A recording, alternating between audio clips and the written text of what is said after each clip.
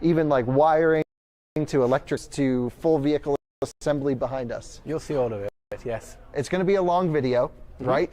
But super in-depth. Yeah. So, Dan, thanks so much for willing to take us on the tour and also loaning us a vehicle, because we're going to have a ton of fun over the next week driving one of your vehicles. It's going to be in a separate video. Yeah.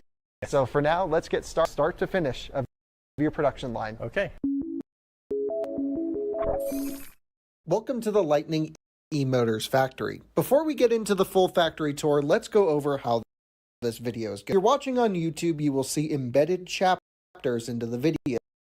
Because this is over 1 hour long tour, I've broken it up into sections in case you want to jump from area to area. 2 particular sections with audio. You may have to turn up the volume a little bit on your side. I realize for this. However, most of the video is totally fine. Just be warned that you may have to pause midway through just for a few minutes. Dan, you got to tell me before we get into what is this crazy blob? Looking, right?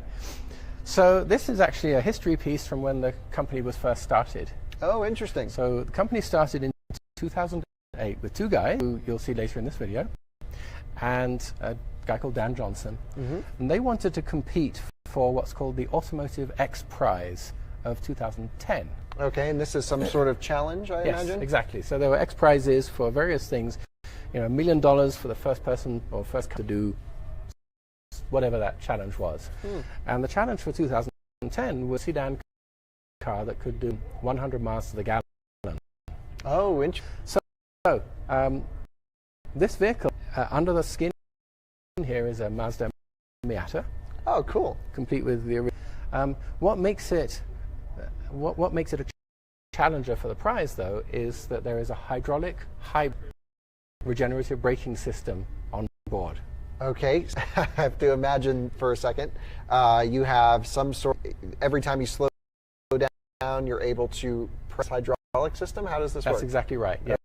Okay. So what's called an accumulator, which is a tank that has basically a rubber bladder inside. It's neoprene rubber filled with nitrogen gas, and then when a pump engages on a clutch, which pumps hydraulic fluid. That causes that bladder to collapse, much like compressing a spring. Oh, sure, absolutely. The pressure rises because you're compressing the gas, and that represents like compressing a spring, right? And then we reconfigure the valves, and the motor now turns into a motor, so that as that fluid comes out under pressure, it actually accelerates the vehicle. And I imagine you must have some sort of way to disconnect it if you wanted to it's entirely. It's a little clutch. Very cool. Right. And is this useful? I can't imagine that's useful on the